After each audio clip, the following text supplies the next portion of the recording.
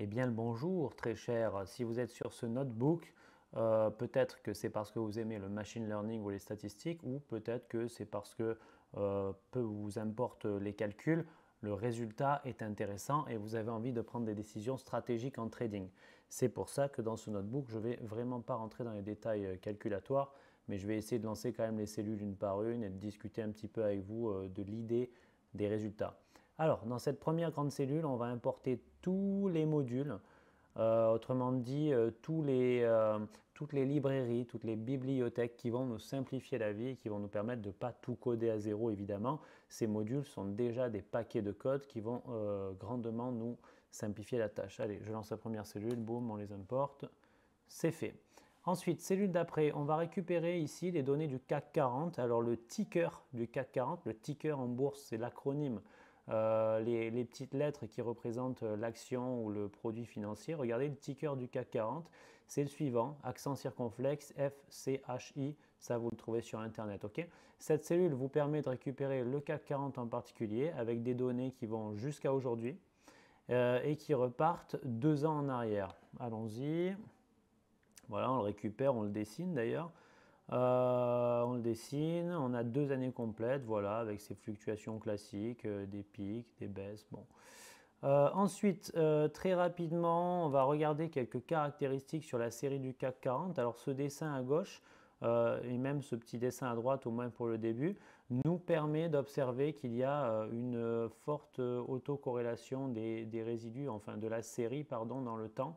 C'est-à-dire que il va falloir stationnariser cette série, sinon on ne va pas pouvoir travailler avec les modèles qui sont prévus, notamment le modèle Garch.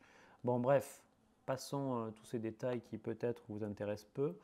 Voilà, ici sur cette série, je l'ai fait de manière très visuelle.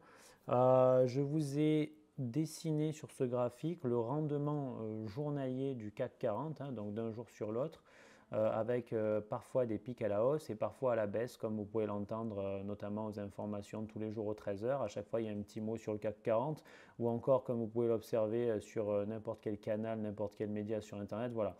Un jour c'est haut, un jour c'est bas, 2 jours d'affilée ça monte, 2 jours d'affilée ça descend. Bon, bref. En moyenne, ce rendement journalier, il se situe ici à 0,021%. En effet, il est très faible. Quand vous dites ouais, le CAC 40 a fait 9% l'année dernière, ben en fait 9%, ben c'est le cumul de ces rendements quotidiens. Vous voyez, mais de manière générale, en moyenne, évidemment, ce rendement est positif. Sinon, s'il était négatif, alors le cumul des rendements quotidiens à la fin de l'année donnerait un gros rendement négatif. Voilà. C'est la moyenne qui est tracée ici. On voit des périodes où il y a des grosses chutes, notamment ici du moins 0,04 et parfois des pics à la hausse avec un optimisme du marché. Bref, lançons la cellule qui suit.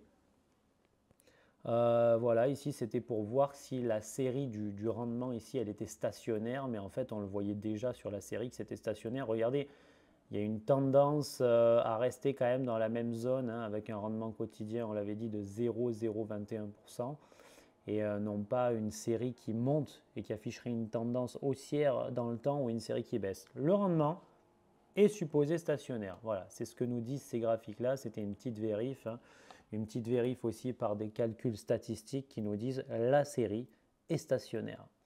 Ensuite, on va justement créer un petit data frame avec les rendements du jour en question et les rendements de la veille. Et on va, me semble-t-il, dans la cellule d'après, oui c'était ça, voir s'il y avait un lien, on va dire, entre le rendement aujourd'hui et le rendement hier. Bon, selon la théorie d'efficience des marchés, normalement non, hein, ou alors ce lien disparaît très rapidement. Voilà, c'était l'idée de cette cellule. Et mieux que ça, bon, ça c'était perso, hein, mais je voulais dessiner les résidus de la régression rendement du jour J sur rendement du jour J-1 et regarder s'ils étaient normalement distribués. Bon, c'est pas vraiment le cas, mais c'est pas trop dégueulasse non plus par rapport à la courbe de densité de loi normale que vous voyez ici. Bon, ce qui confirme un petit peu ce qu'on pensait avant, hein, les rendements n-1 n'expliquent pas vraiment les rendements n. Alors, cette cellule, c'était quoi déjà? Bon, c'est un peu la même chose, oui, tout à fait. Ensuite, on va mettre en place un modèle Garch parce qu'on sait que par nature, les séries financières on va dire, ont des résidus un petit peu particuliers qui parfois affichent un pattern, donc un schéma qui se répéterait au cours du temps. Le modèle Garch nous permettrait de saisir quel genre de schéma. Et si on arrive à capter le schéma des résidus de la série au cours du temps, l'idée après c'est d'essayer d'anticiper quand est-ce que la série devrait être plus ou moins volatile. Voilà, on ne va pas prédire directement le cours, hein, mais on va essayer de prédire est-ce que dans les jours qui viennent, ça va être volatile ou pas. Bon, là, on entraîne notre modèle, d'accord? On entraîne notre modèle. On fait plusieurs types de modèles, des Garch avec des périodes P qui vont de 1 jusqu'à 2, 3, pardon, et des périodes Q qui vont de 0 jusqu'à 3. Bon, bref, on fait tous ces modèles-là, on les classe par le critère de AIC, et on s'aperçoit que le premier modèle est, selon ce critère-là, du moins le meilleur, c'est-à-dire un modèle de Garch où on va prendre un paramètre P égal à 1 et un paramètre Q égal à 1. Bon, étant donné que c'est le meilleur sur notre série du CAC 40, c'est celui qu'on va utiliser plus tard. Ici, un petit rappel de la formule statistique, on va dire, de la variance conditionnelle et donc du modèle Garch.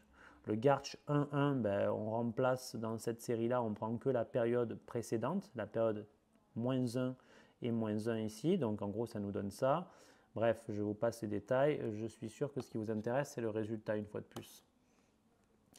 Un petit tableau qui nous dit que quand on prend la période précédente du résidu et la volatilité de la période précédente aussi, on a des coefficients selon la p-valeur qui sont significativement différents de 0, donc c'est pas trop mal. C'est pas trop mal. Alors, ici, voilà, c'était pour afficher les résidus du modèle Garch pour voir s'ils étaient un genre de bruit blanc et normalement distribué. Parce que si c'est le cas, alors notre modèle va vraiment pouvoir nous aider dans la prédiction. En quelque sorte, hein, visuellement à l'œil nu, le résidu du modèle Garch est stationnaire. Est-ce qu'il est normal? Peut-être pas tout à fait. En tout cas, ce n'est pas trop mauvais en termes d'autocorrélation et d'autocorrélation partielle. Donc on va garder ce modèle, d'accord? Maintenant, on va entraîner ce modèle dans cette cellule-là sur nos données. Et ce qu'on va faire, c'est qu'à chaque fois, on va donner une nouvelle case, une nouvelle donnée à notre modèle pour qu'il apprenne avec une valeur de plus. Et à chaque fois, il va faire une petite prédiction. Les prédictions, on va les stocker dans un tableau à part. Et à la fin, on va afficher vraiment quels ont été les rendements sur la période pour le CAC 40, avec juste à côté nos prédictions en termes de volatilité, d'intensité de volatilité. C'est ce que le modèle Garch nous permet de prédire, du moins. Allez, on entraîne le modèle. Voilà, là ça tourne, vous voyez, tac, ça y est, il a terminé. On va dessiner tout ça. Donc voilà, sur ce dessin, regardez. Là, vous avez les rendements du CAC 40 qu'on avait dessiné beaucoup plus haut dans la série en vert. C'est les mêmes, hein, ce sont les mêmes. Je les ai redessinés ici. Bon, le rendement, des fois, il est à la hausse, des fois, il est à la baisse. Vous voyez, le 0 étant ici. Voilà, parfois ça monte, parfois ça descend. Par contre, parfois, ça descend de manière très intense, notamment ici. Ou alors, ça monte de manière puissante aussi, très intense, ici.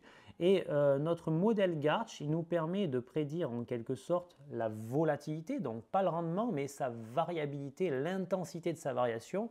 Et l'intensité de cette variation ne peut être que positive ou nulle. Au pire, ça ne varie pas, donc on aurait une ligne droite, modèle Garch plat. Au mieux, ça varie beaucoup, et alors notre trait orange va piquer fortement à la hausse, en tout cas pas à la baisse. D'accord? Une variabilité, la volatilité, c'est forcément positif ou nul. D'accord? Quand ça pique fort vers le bas, le rendement est négatif, c'est vrai, mais l'intensité de cette variation, elle est bien positive. Vous êtes d'accord? On a une intensité positive. Donc le modèle Garch, notamment les prédictions qu'on a fait ici sur cette courbe orange, eh bien, sont toujours positives et parfois plus fortes à certains moments. Notamment, regardez ce modèle. Là, on a un gros pic, donc une très grosse variabilité du rendement à la baisse. Eh bien, le modèle, il pique aussi en haut, il pique à la hausse pour nous dire ici, à ce moment-là, on détecte une forte variabilité, volatilité. Pareil pour les périodes ici qui piquent à la hausse, notre modèle avait un petit peu détecté en faisant un pic qui nous dit là, ça va péter. Et pareil ici, regardez au début de la série, on a un fort pic à la baisse, un rendement très négatif en une seule journée, probablement à cause d'une nouvelle assez hard qui a impacté le marché. Et bien notre modèle Garch avait saisi un pic à la hausse en nous disant voilà, là il y aura encore ici, probablement dans les jours autour de cette nouvelle-là, une forte volatilité des rendements. Bon, le modèle visuellement n'est pas trop mauvais. Donc l'idée maintenant, ça va être de l'utiliser et de le mélanger avec un autre indicateur. Pourquoi? Parce que si on fait que du Garch comme ça, on va utiliser notre modèle pour les 3 jours qui viennent et on va essayer de prédire s'il va y avoir une forte volatilité sur le marché des rendements. La question, c'est dans quel sens? Le modèle Garch, il ne vous donne pas le sens. Il vous dit juste, ça va péter, ça va bouger ce jour-là. On aimerait bien avoir 2 informations. La première, ça va péter. La deuxième, dans quel sens ça devrait péter? Parce que si on cumule ces 2 informations, alors on peut prendre une décision. Si par exemple Garch nous dit ça va péter et qu'un autre indicateur nous dit ça devrait monter, alors les 2 informations ensemble, bon, ça devrait péter à la hausse. Bon, ben alors on achète maintenant. Au moins quand ça va péter à la hausse, on va en profiter et on pourra revendre notre action avec un profit. C'est l'idée, vous voyez? Donc on va utiliser le RSI. Je vous laisse vous renseigner sur cet indicateur graphique boursier utilisé dans le trading en analyse technique, on va dire. Mais je vais tout de suite vous montrer un petit schéma, le voici. Voici le RSI du CAC 40. Alors le RSI, c'est un indicateur, faisons simple, qui va expliquer, qui va un petit peu expliquer la proportion des achats comparée à la proportion des ventes. En gros, si le RSI est haut, c'est qu'il y a eu énormément d'achats ces derniers temps comparé aux ventes de l'action. Et alors, s'il y a eu beaucoup d'achats, il y a peut-être eu un petit peu trop d'optimisme dans l'air et on pourrait mécaniquement penser qu'il va y avoir une correction. Si tout le monde s'est planté en disant « ouais, ça va monter, il y a beaucoup d'optimisme dans l'air » et qu'on a remis ça plusieurs jours d'affilée, alors peut-être que les cours sont un petit peu hauts par rapport à la réalité de la chose, notamment à la valeur fondamentale de l'action ou de l'indice. Et ça devrait redescendre. A l'inverse, si notre RSI est très bas, il y aurait eu très peu d'achats par rapport au nombre de ventes et au volume, à l'élan des ventes ces derniers temps, alors le marché aurait été trop pessimiste pendant un certain temps, donc il y a des chances que ça remonte. C'est l'idée du RSI. Voici sur ce graphique comment a varié le RSI ces derniers temps et surtout un seuil de hausse bien connu dans le trading qui est installé à 70, disons-le comme ceci, et un seuil à la baisse installé à 30.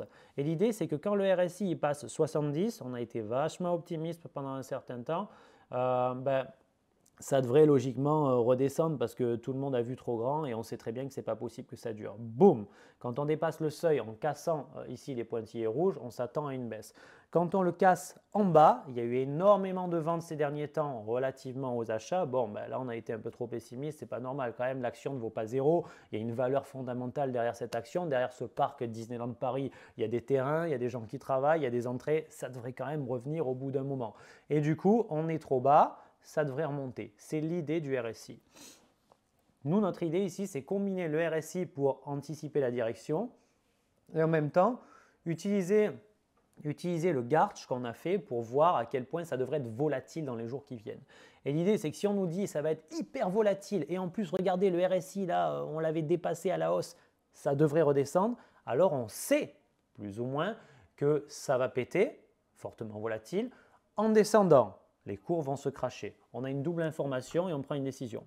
Allez, on descend, on poursuit un petit peu. Voilà, là, j'avais relancé mon modèle. Juste à côté, j'avais mis mon RSI pour qu'on ait un visu. Mais bon, ce n'était pas très utile. C'est juste après que ça va devenir intéressant. Voilà. Étant donné ce qu'a appris notre modèle Garch sur les données du CAC 40 qu'on lui a fourni, sur cette image, on voit que la volatilité prédite pour les 2 jours à venir, eh bien, elle est à ce niveau en termes de variance, donc 0,0094. Si je reviens sur mes volatilités habituelles prédites par le Garch, regardez, on est à du 0,01 quand on est en haut là. On est à du 0,015, donc 0,094, on est plutôt par là. Donc une volatilité assez faible a priori pour les 2 périodes qui vont venir ici, donc les 2 jours d'après pour de bon qu'on ne connaît pas à l'heure qu'il est. À l'heure de la vidéo, je ne connais pas ces 2 jours, c'est tout l'intérêt du modèle Garch. Donc une volatilité qui devrait être faible et en plus de ça redescendre. Donc rien de très intéressant parce que ce qui serait intéressant c'est qu'on nous annonce de gros mouvements de cours avec en plus une bonne direction pour prendre une décision. Bon, sur ce notebook et avec les jours dont on dispose, pas de forte volatilité à venir. Maintenant, si je prépare un modèle de forêt aléatoire et que je l'entraîne sur mon RSI pour essayer d'anticiper le RSI du futur, ça c'est le RSI qu'on avait en bleu sur le graphique d'avant, avec le rouge ici, le rouge c'est ce que mon modèle prévoit à chaque fois. Un modèle Random Forest plutôt pas mal, qui ne fait pas beaucoup d'erreurs, qui prévoit plutôt bien la direction du RSI. Maintenant, on anticipe le RSI, regardez là, il devrait monter. Ça c'est les 2 jours prochains anticipés. Il devrait monter, plus la volatilité devrait être faible. Malheureusement, on dispose d'une information assez moyenne. Regardez, je vous plotte les deux à côté pour qu'on puisse bien voir ici. Voilà. Volatilité qui devrait s'écraser un peu à la baisse. Le RSI qui devrait monter, mais qui ne devrait pas franchir le seuil bleu de 70. Bon, on est sur une information plutôt neutre. Aujourd'hui, en l'état, on ne va pas prendre de décision particulièrement intéressante. Par contre, vous voyez, combiner ces deux graphiques et relancer ça peut-être à la rentrée janvier avec les effets janvier bien connus sur le marché ou alors un petit peu plus tard dans l'année, on pourrait très bien tomber dans une situation où au lieu de descendre, notre prédiction de volatilité à 2 jours, elle monterait et elle monterait très fortement. Notamment, elle dépasserait le 0,094, elle irait jusqu'à 0,02. Hein. Regardez, on revient sur nos graphiques de prédiction là. Bon allez, 0,015 a priori c'est haut, hein, c'est une forte volatilité. Ce sont les jours où il y a eu des booms, des gros mouvements de rendement. Combiner ces deux graphiques sur des jours avec, je vous ai dit, une explosion à la hausse de la volatilité et en plus une direction très claire du RSI. Par exemple, le RSI a dépassé le seuil de surachat. Bon, ben on combine ces deux informations, on réfléchit 2 secondes, on se dit bon, il va y avoir une forte volatilité, ça arrive demain après-demain. En plus de ça, dans quel sens? Le RSI ayant dépassé le seuil de 70, il y a eu beaucoup trop d'achats ces derniers temps. On peut raisonnablement penser qu'il va y avoir une correction forte parce que la volatilité du Gartch nous le dit, et à la baisse parce que justement, on avait dépassé la barre en pointillé bleu et on était dans une période de surachat. Bon, les amis, j'espère que vous avez apprécié l'idée générale de ce notebook, que vous pourrez vous entraîner à combiner plusieurs indicateurs comme cela et justement essayer pour de bon de prendre des décisions sur le marché, mettre de l'argent, voir si ça a marché. De toute façon, il faut tester. On a beau faire tout le côté théorique, il faut toujours tester dans la vie. Je vous souhaite bon courage. N'hésitez pas à vous rendre sur mon GitHub. J'ai quelques notebooks disponibles pour le trading et je ne demande qu'à élargir parce que je m'éclate vraiment et j'espère que vous aussi vous appréciez. Salut à tous, à bientôt.